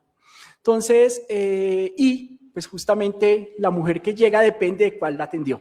También esto es bien importante mencionarlo, ¿no? Yo hablo aquí como de forma muy generalizada, como de todos los problemas con los profesionales de la salud, pero también hay casos muy exitosos, casi que en algunas entrevistas hay nombres propios, porque las mujeres recuerdan, yo me acuerdo del médico tal o de la enfermera tal, o sea, de las personas que genuinamente dentro del sistema de salud tratan de apoyar. Y eso quiere decir que también, si quieres usar la misma expresión, hay resistencia dentro del sistema de salud a esta mirada estandarizadora y a esta mirada generalista, digamos, de una solución para todas, ¿no? Entonces, es justamente, o al menos esa es la posición que me mostraron las mujeres IBCLC, las consultoras internacionales de lactancia, ¿no? O sea, sí tenemos que seguir unas normas, unos protocolos, pero también sacamos codo y hacemos abogacía por las mujeres cuando no quieren, o cuando no pueden, o cuando tienen otro tipo de problemáticas que no tienen nada que ver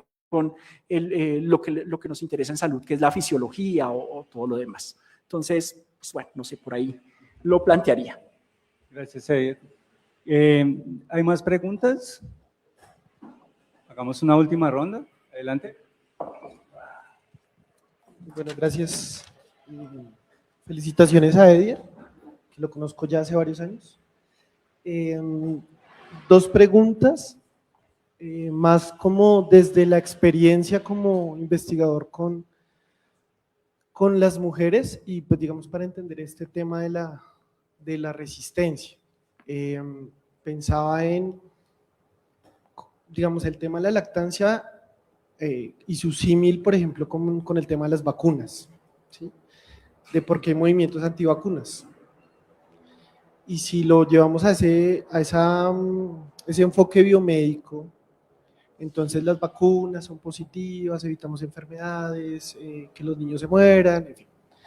Y por el otro lado decimos, la lactancia materna pues ayuda a mejorar el sistema inmune de los bebés, que crezcan mejor, que su nutrición sea mucho mejor, pero también va a ayudarle a las mamás a que liberen endorfinas, hormonas que van a generar pues, cosas muy positivas en su salud mental y física. Aparte de eso, les va a disminuir el peso, muchas cosas. Pero la pregunta es, ¿podemos decir o puede decir que con el hecho de dar estas recomendaciones desde la medicina, de alguna manera estamos persuadiendo o manipulando a las mujeres para que al final terminen lactando y que digan, lo estoy haciendo porque estoy ayudando a mi bebé a crecer más sano, mejor, bla, bla? Es una pregunta que sale desde el discurso de la resistencia precisamente, porque pues al final pues, es válido todos estos saberes que como lo decía. Y lo segundo, que creo que no hace parte de la investigación, pero me parece importante también de pronto dentro de la experiencia como investigador, y es, como ya lo decía Edier, pues en este momento son 4 meses de licencia de maternidad, y pues espero que sean muchos más, pero existe también la licencia de paternidad, ¿no? Que actualmente son 2 semanas para el hombre acá en Colombia por lo menos, pero pues, ¿qué hace el hombre? ¿Qué hace el hombre en estas 2 semanas? ¿O qué debería hacer? Y desde su experiencia como hombre, profesor, investigador, heterosexual, cisgénero, y dentro de esa experiencia que tuvo como investigador con las mujeres, ¿qué debería ser? O sea, ¿cuál debería ser el rol? O no desde el deber, sino ¿cuál sería el rol del hombre dentro de la lactancia materna?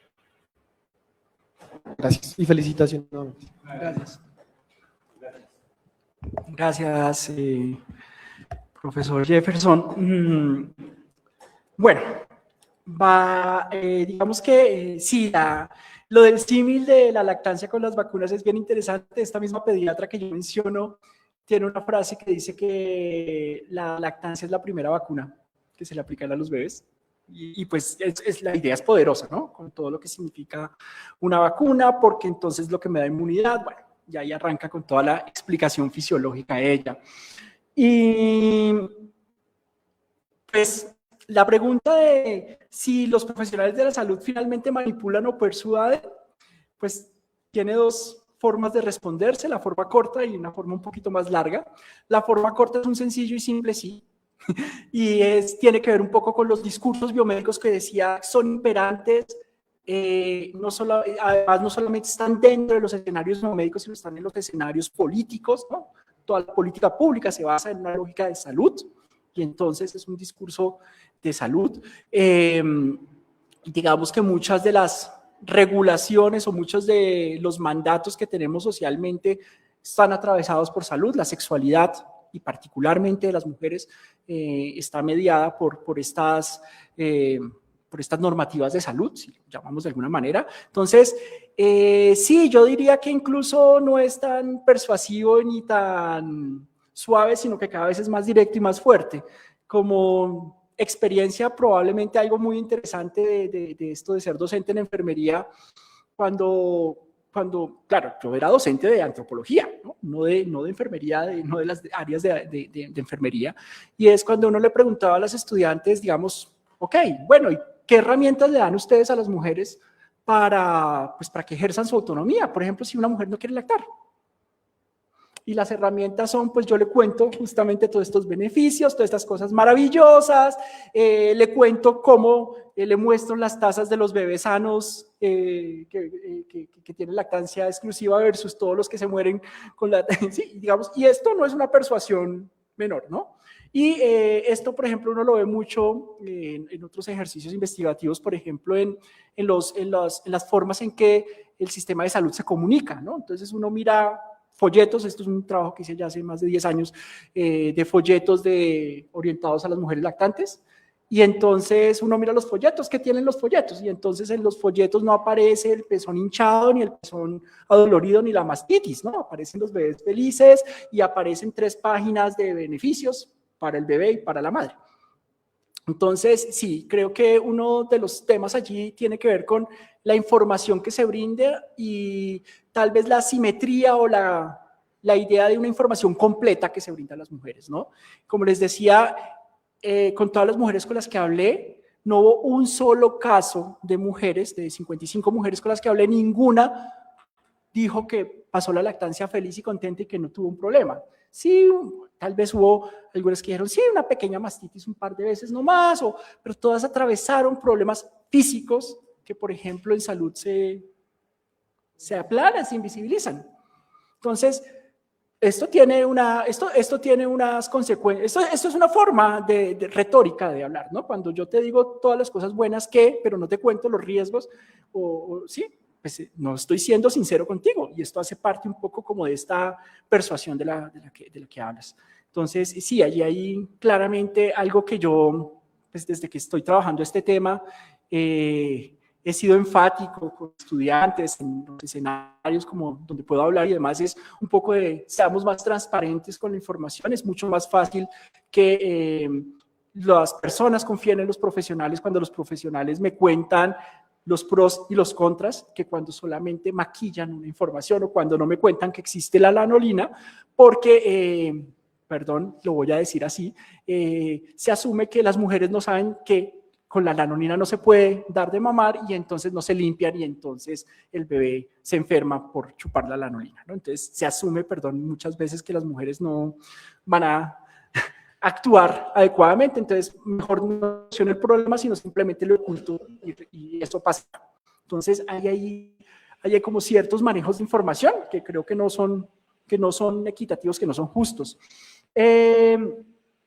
Con relación al papel, bueno, rompiendo un poco como esta heterosexualidad obligatoria, pues el papel de los acompañantes de las mujeres lactantes, ya sea una pareja, ya sea la familia o pues las personas, la red social inmediata que está allí, creo que sí hay muchísimo por hacer. En otros países, por ejemplo, las licencias son compartidas. Entonces, tenemos un bebé y pues hay unos meses de licencia obligatoria para la mamá, hay un tiempo de licencia para el papá y hay un tiempo adicional que cualquiera de los dos puede asumir dependiendo quién se encargue del cuidado. Entonces, por ejemplo, esto nos habla de unas miradas mucho más equitativas en la posibilidad del cuidado de los hijos o de los bebés. Otras cosas que también uno puede encontrar allí es, bueno, finalmente, si las 2 semanas son insuficientes, pero también hay una pregunta que uno encuentra y que muchas mujeres también mencionan y decían, pues, y es que los hombres no saben qué hacer. Entonces, pues, no, yo salgo y trabajo porque yo llego a la casa y no se me ocurre qué. Y pues el no se me ocurre qué atraviesa prácticas de cuidado básicas como el cocinar, lavar, incluso la misma idea de destinar un día para que usted salga y tome aire y vea el sol y se desentienda un poco de su rutina. Y creo que suenan a cosas demasiado obvias y demasiado básicas, pero que no hemos interiorizado socialmente. ¿Sí? Esa es una de las cosas que veo y que, pues, insisto, es demasiado obvia, pero también hay cosas como mucho más profundas. Todavía uno va a los jardines y encuentra a las mamitas, ¿sí? O todavía uno va al médico con el hijo o con la hija y le preguntan dónde está la mamá, si llega el hombre, ¿no? Y entonces también hay una figura en donde, pues, se vuelve un tabú que los hombres estén al cuidado de los hijos y de los bebés. No conozco el primer hospital en donde se permita la quedada en la noche de un papá. Sí, pues, digamos, ahí hay tensiones que cómo se resuelven. Y creo que tiene que ver un poco también como con esta ambivalencia social, ¿no? Queremos una mayor participación, pero tampoco tenemos, se exige una mayor participación, pero tampoco hay como herramientas sociales, o no nos damos herramientas sociales. Y pues también tampoco hay, me perdonan, a veces pasa que pues nosotros los hombres no buscamos también aprender, ¿no? Hay cosas que hay que aprender y que no tienen manual, y pues las mamás tampoco tienen el manual. Pero entonces también tiene que ver un poco con la motivación propia, que no necesariamente todo el mundo tiene, que no todo el mundo logra, y pues que definitivamente hemos relegado las tareas del cuidado y estas tareas agotadoras de las noches sin dormir y el cansancio físico y todo lo demás pues a las mujeres, a las madres. Entonces, creo que es muy importante que pensemos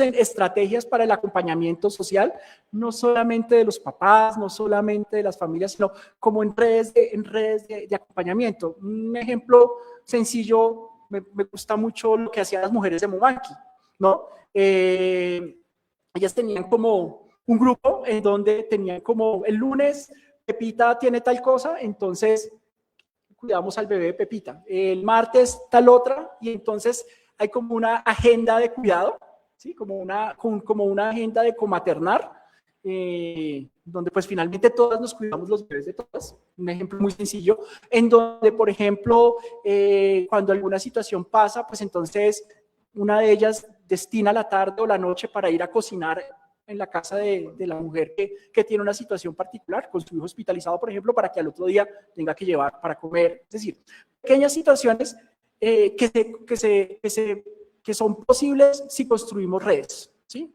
Creo que solo son posibles si dejamos de pensar la tarea de la crianza como una tarea individualizada y particularmente una tarea de las mamás. No, es que yo quería decir algo con respecto a mí me parece muy interesante la pregunta sobre el rol de los hombres en la lactancia. Y no solamente en términos como parte del acompañamiento, sino la relación entre paternidad y lactancia, ¿no? Y de nuevo generacionalmente, en mi generación, pero también lo que yo he visto como en estudiantes y demás, digamos, de las siguientes generaciones, realmente hay unas disputas ahí o unas tensiones bien interesantes, ¿no? Porque entonces empiezan a engancharse ellos también, ¿no? Y sobre todo como en el entorno de la Liga de la Leche y todas estas, como esos discursos que atraviesan y los que tú estás hablando, ¿no? Como muchos hombres que se ponen a mirar qué es lo que hay que comer y qué es lo que hay que no sé qué, pero entonces es qué es lo que ella tiene que comer, ¿no? Y ahí empiezan a haber una suerte de tensiones, pero también otras que tienen que ver con, no, mira, ¿por qué no es grave si le damos esta leche en polvo para que yo le pueda dar el tetero y tú puedas descansar o puedas irte de rumba con tus amigas o no sé qué? Y empiezan a ver entonces estos ensamblajes de la extracción, el congelamiento de la leche o también, digamos, la combinación con otras formas y tal. Yo sí creo que ahí hay todo un filón muy grande con respecto a lo que tú preguntabas, digamos, de los hombres, el papel de los padres en la lactancia. Sí.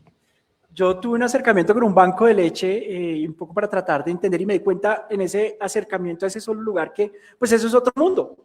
O sea, eso era otra investigación y esto implica pensar otras cosas, ¿no? Desde la discusión de la cuchara y el biberón, ¿sí?